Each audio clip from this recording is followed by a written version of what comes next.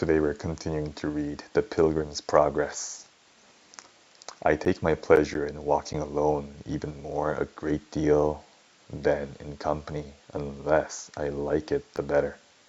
Then said Christian to Hopeful, but softly, Did I not tell you he cared not for our company? But, however, said he, come up, and let us talk away the time in this solitary place. Then, directing his speech to Ignorance, he said, Come, how stands it between God and your soul now? I hope well, for I am always full of good thoughts that come into my mind to comfort me as I walk. What good motions, pray tell us? Why, I think of God and heaven. So do the devils and lost souls, but I think of them and desire them. So do many that are never like to come there. The soul of the sluggard desireth and hath nothing. But I think of them and leave all for them. That I doubt, for leaving of all is a very hard matter, yea, a harder matter than many are aware of. But why, or by what, art thou persuaded that thou hast left all for God and heaven? My heart tells me so. The wise man says, He that trusteth in his own heart is a fool. This is spoken of an evil heart, but mine is a good one. But how dost thou prove that? It comforts me in the hopes of heaven. That may be through its deceitfulness, for a man's heart may minister comfort to him in the hopes of that thing for which he has yet no ground to hope. But my heart and life agree together, and therefore my hope is well grounded. Who told thee that thy heart and life agree together? My heart tells me so. Ask my fellow if I be a thief. Thy heart tells thee so, except the word of God telleth thee in this matter. Other testimony is of no value.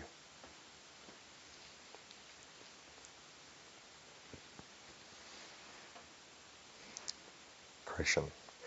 Ask my fellow if I be a thief.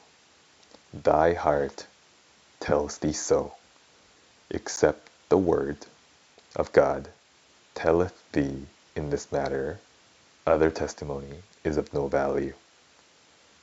But is it not a good heart that hath good thoughts?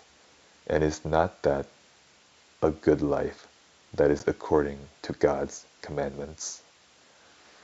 Yes, that is a good heart that hath good thoughts, and that is a good life that is according to God's commandments. But it is one thing indeed to have these, and another thing only to think so. Pray, what count you good thoughts, and a life according to God's commandments? There are good thoughts of many kinds, some respecting ourselves, some God, some Christ, and some other things. You go so fast, I cannot keep pace with you. Do you go on before? I must stay a while behind. Then they said, Well, Ignorance, wilt thou yet foolish be, to slight good counsel 10 times given thee? And if thou yet refuse it, thou shalt know, ere long, the evil of thy doing so.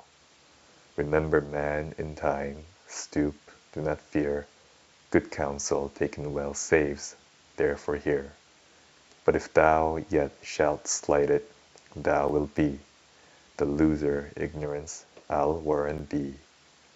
Then Christian addressed himself thus to his fellow, Well, come, my good Hopeful, I perceive that thou and I must walk by ourselves again.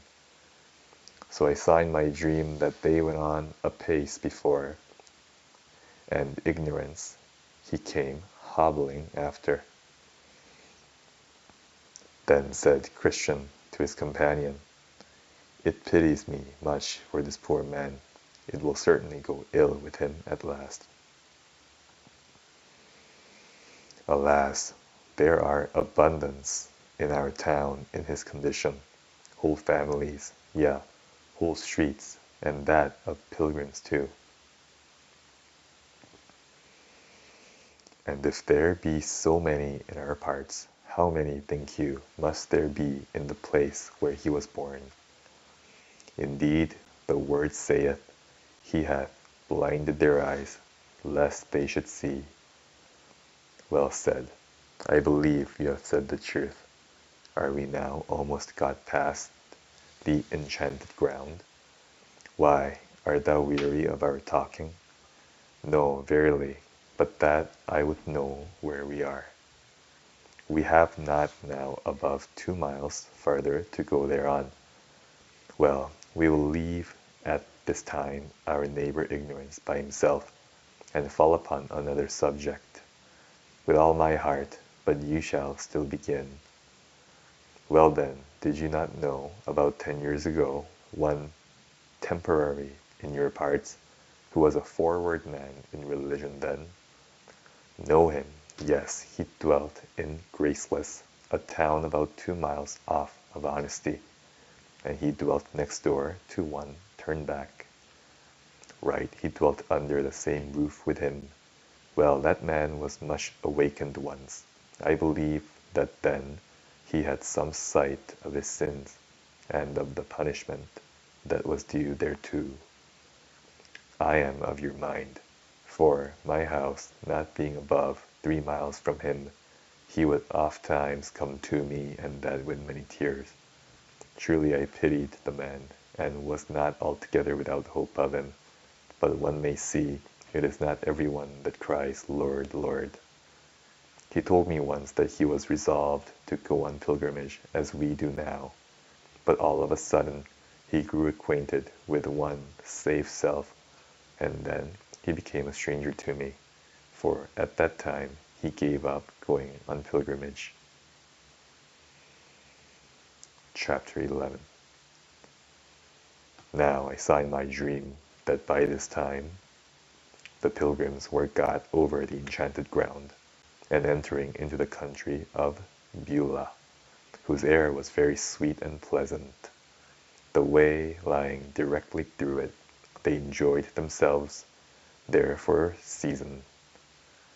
Yeah, here they heard continually the singing of birds, and saw every day the flowers appear on the earth, and heard the voice of the turtle in the land. In this country the sun shineth night and day, wherefore this was beyond the valley of the shadow of death, and also out of the reach of giant despair. Neither could they from this place so much as see Doubting Castle. Here they were within sight of the city they were going to. Also here met them some of the inhabitants thereof, for in this land the Shining Ones commonly walked, because it was upon the borders of heaven. Here they had no want of corn and wine, for in this place they met with abundance